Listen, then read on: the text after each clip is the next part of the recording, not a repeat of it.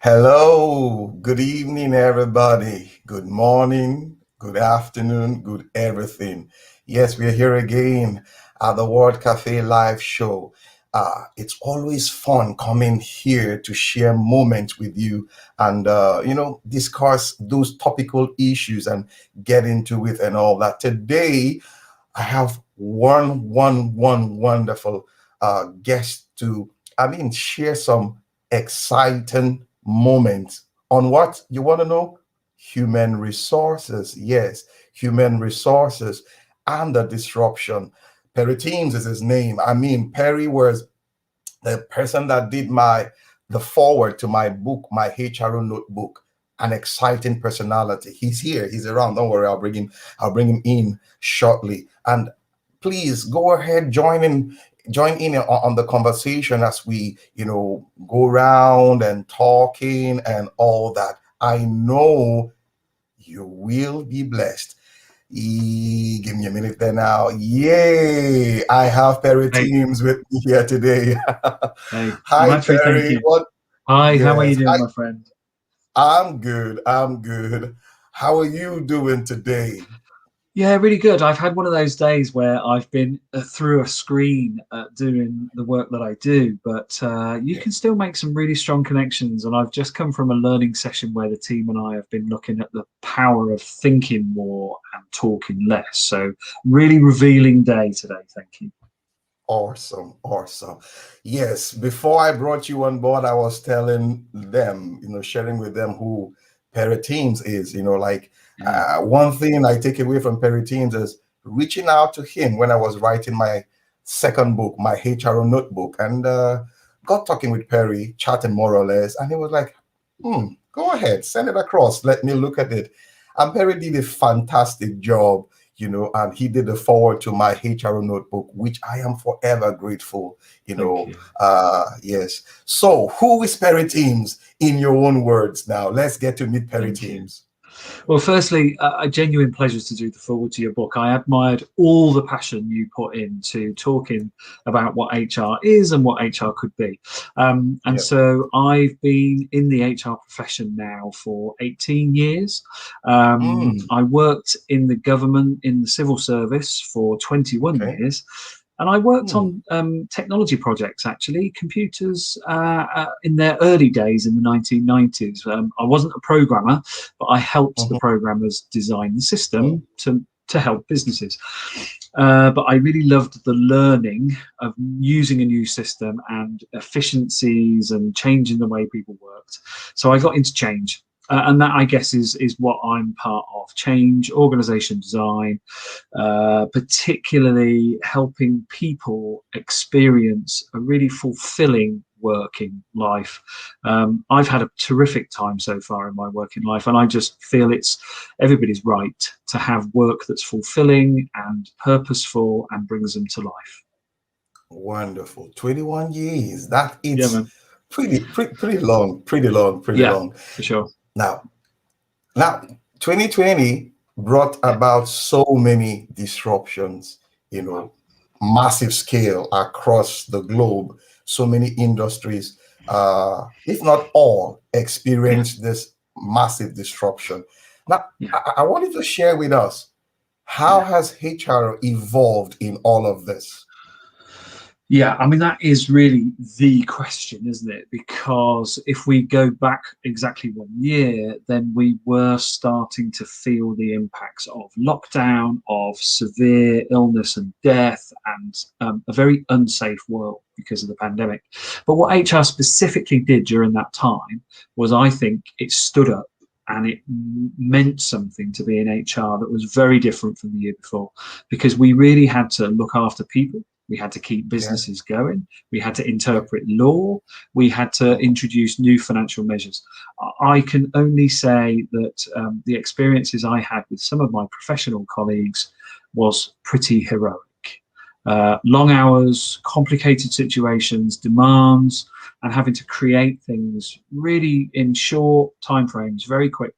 I think we stepped up. So I think the evolution of us was accelerated last year in businesses understanding the importance of having good human resource professionals to help you navigate human crises, business continuity, safety, and I guess long-term survival.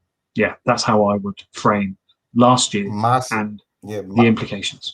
Yeah. massive evolution, I must say there. Now, Mm. you know, traditionally speaking, we're used to the silos way of working, Yeah. should I say pre-COVID, so to say. But Yeah. now the agile structure gradually, or should I say, not really gradually now, it has thrown its weight, so to say, Mm. on the Mm. on that scene, and you have Yeah. agile structures. So Yeah. how do we move from the traditional to Yeah. the new normal, so to say, from silos to agile structures? So again, a brilliant point that you make and a great reflection, Amarachi. So I think the nature of how disruptive the pandemic was to where we worked and how we worked has questioned a number of the orthodox structures that we in HR were actually quite culpable in creating. Boxes, hierarchies, divisions, as you say, they're silos.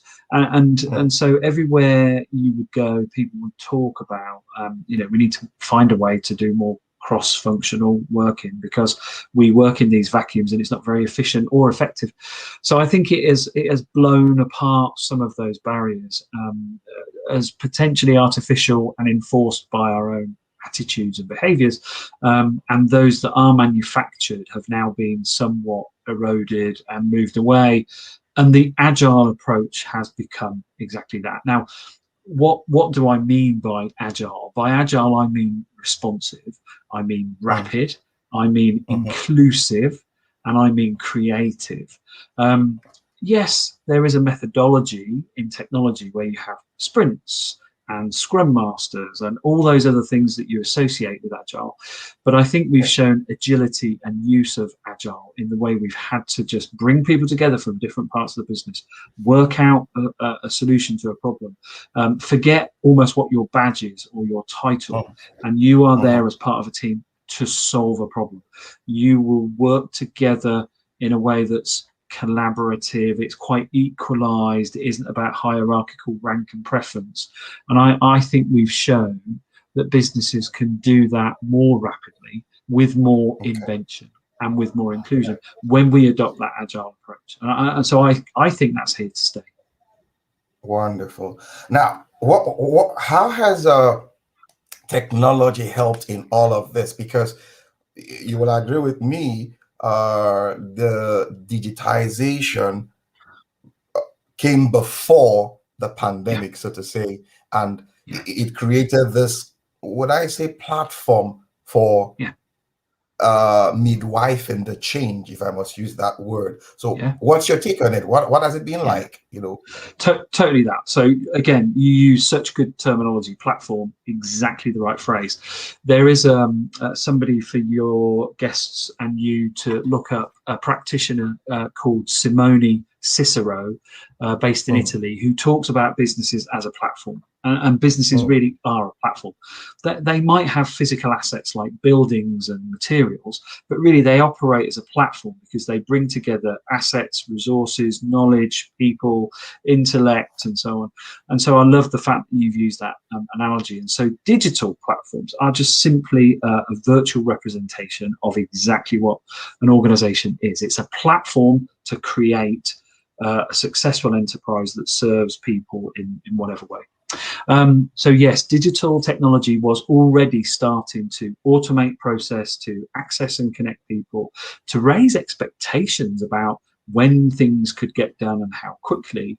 And as you'll probably know, and listeners and followers will too, we were starting to see the advent of more smart technology, more machine learning based, automated, scripted routines which could replicate human capabilities in processing queries and retrieving information and so on. Yeah. So I think what COVID-19 kind of proved is that stability of infrastructure has kept the world going. We have been able to understand what's going on. We've been able to work. We've been able to live. We've been able to shop. We've been able to survive because we had that digital capability. So if anybody had any doubts about how significant digital technology would be in shaping the next 5 years, I think we've just seen an enormous compressed exercise to prove that it is the only way that we digitize and we platform enable our business. Unfortunately, those businesses who have suffered most are those that weren't platformed and that weren't digitally enabled. So yeah, it literally is a survival element, not just a success criteria. So I think there's a challenge for HR people to understand the dynamic of work and digital capability from a different opportunity now. What can humans do with technology and what can technology do of itself? And we need to then think what work sits in what aspect, automated and human. I think that's our next big challenge. Now, you just took me to the next question, because there's this fear that, oh, we have a lot of technology out there now, and most of these processes that were being done manually, in quote, by humans will be overtaken by machines, and the humans are becoming scared. And if you've seen the movie Matrix, we begin to have this Neo syndrome kind of thing. What do you have to say about that? Yeah, I think with good reason that there is some caution and maybe even some fear. So I think when we look at incidents where technology has failed in some way, so the recent deaths of 2 passengers in an automated Tesla vehicle just kind of proves that sometimes those machines have a fallibility. Normally not, obviously, but sometimes they do. So I think some of the fear and the caution that comes from people feeling displaced by technology now, and that their work is threatened by robotization or automation, when actually, if that work is a good candidate for automation, then the question is really, why do you need a human being, a sentient, creative, emotional human being, to do repetitious work that can be programmed and algorithmically based? And the reality of that is we will want to see people deployed to more of those variable, complex, human, social, emotional, caring responsibilities where only human beings can bring that uniqueness of perspective. So there are a number of theories that actually point to the fact that automation will create some loss of jobs in the short term, but out the other end of it will come actually a wave of new roles, new jobs, more fulfilling, more cognitive, more caring, more human. So I think it's not quite, shall we, take the robots take our jobs, but actually humans find more fulfilling ways to work. Now, that sounds idealistic, but I can see and sense that that's what happens. I'll give you a quick example, actually. In the US military, drones are now replacing normally manned air flights for reconnaissance missions. Now, those drones are pilotless. So you think, there you go, there's a job loss. The pilot's gone. You don't need to build the plane, you build a drone. But the drone has a team of remote pilots and a team of data analysts who work with the feed of live information from the drone. So actually there are 16 new jobs created there, data analysts who are looking at scanned images, they're looking at data on temperatures and so on. So actually new work is created. This is, I think, the scenario that people aren't quite understanding because they really do get somewhat frozen by fear. So I think automated technology will liberate us to do more high quality humanist work. So more or less fair created for upskilling, from what you're saying now, like you need to upskill in your skill set. You need to learn. Totally. Totally. So just as an example in the HR field, right? So at the moment you have HR administrators who receive information from employees and key it into a system. All of that will be automated. But what happens to that HR administrator? Well, somewhere in the chain of reskill, they become the in-house organizational psychologist and counselor, because workplace stress and the challenges of a world need somebody in the workplace who can instantly help with people's anxieties and issues and stresses. I think that's what we'll do. We will see much more duty of care, humanist principles from HR professionals, as well as business savvy, performance enhancing learning and so on. So we won't do administration anymore. We may not even do workplace disputes. They may be algorithmically adjudicated based on evidence, but we will do caring things for humans, enabling things for humans. And I think that's a dawning of a much more high value HR profession than the current one. From what you just, hello, Perry, are you there? Yeah. Yes, I am indeed. Yeah. All right. From what you just, yeah. From what you just said, now it means.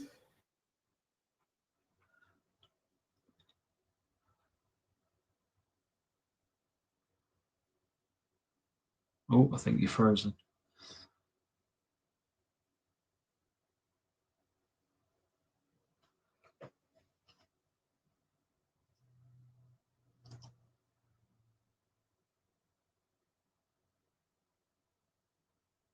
Oh no, can't hear you at all, Amarachi.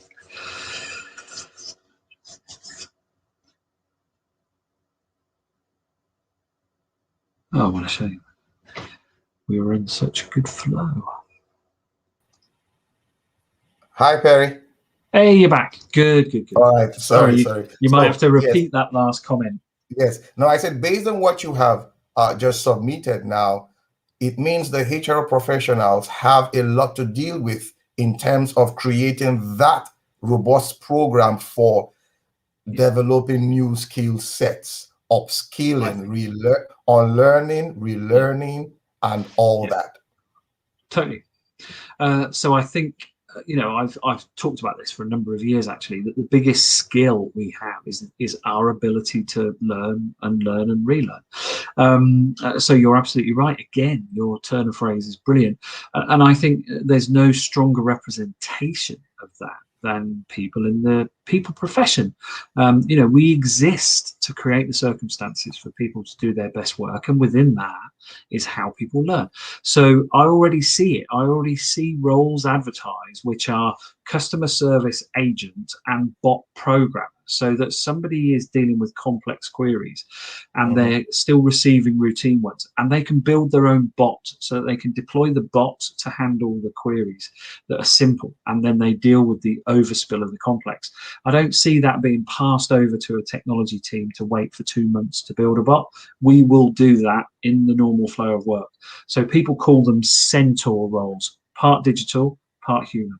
Absolutely, we'll see lots more of those. That's like the centaur theory, half human and half. Exactly. In this case, half human, half machine. Half Code, machine, script, more whatever. codes. Yes, Yeah, exactly. I think 2 years ago I did. I went for this programming course on Python. What do we call it now? Nice. Yeah, Python. Yeah, Python. Yes. So I sat out there as they will call it a newbie in that environment. But that was, I think, 2019 before the pandemic, and I was just telling myself, 3 years down the line, this is what is going to come into play. You need to learn how to code. You need to learn how to code in its simplest form. You need to learn this and, I mean, deploy it into your job function going forward. 100%. And I mean, just like what you just said now, it's coming to play. So it's not like you being taken out of the scheme, no, but rather you are being pushed forward to improve on your skill set in handling the new challenges of the future.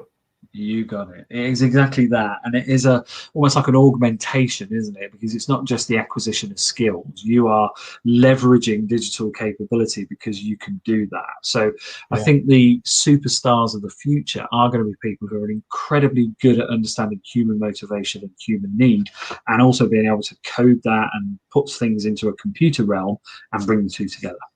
Yeah. Do you think the Maslow hierarchy has changed as a result of this? Um, I think there are some, I would call them sort of fundamentals that we need. And you talked earlier about fear and anxiety that creates a certain tension in people. So I do think we have those deeply rooted behavioral elements that we can't control, and we have to make choices about our reaction to things. So I think Maslow has a number of different strong factors within them. But I suppose if we go up the pyramid, I think there's this sense that you can reach self-actualization. But actually, I Mhm, see this constant cycle in the middle where you are adapting, and you mhm. almost will never reach self-actualization, but your achievements are attuned to the environment that you're in. So you're in this cycle of, as long as you're safe, as long as you've got some factors of confidence in mind, this Yeah, adapted, perhaps third and fourth level of the hierarchy of needs ought to be almost like the bigger ones, because you'll spend more time there. You know, there's a weighting yeah. there. So yeah, so anchored by safety, stimulated by the motivation factors that sit in that, but constantly retuning yourself, I think, is really what we'll do. Yeah. Wonderful. What's your prediction for the future? Say the next 5 years, based on what we are seeing playing out now in the industry. That's a big question, man. I like to think that there is a sort of a moral outcome to both the pandemic and our realizations of how we work that brings more fairness into how people can experience work. And so by that I mean new entrants into the workplace, so graduates and school leavers, and then also those people who have been displaced by the pandemic, who get the chance to reinvent. So I think the next 5 years will be almost directed to economic recovery, but also what I would call social recovery. I think we have been absent from human contact, both strangers and friends and family, for so long that we've got this almost emitting urge to reconnect with people. And part Mm, of how we do that is how we can help people reinvent their career paths and choices in employ.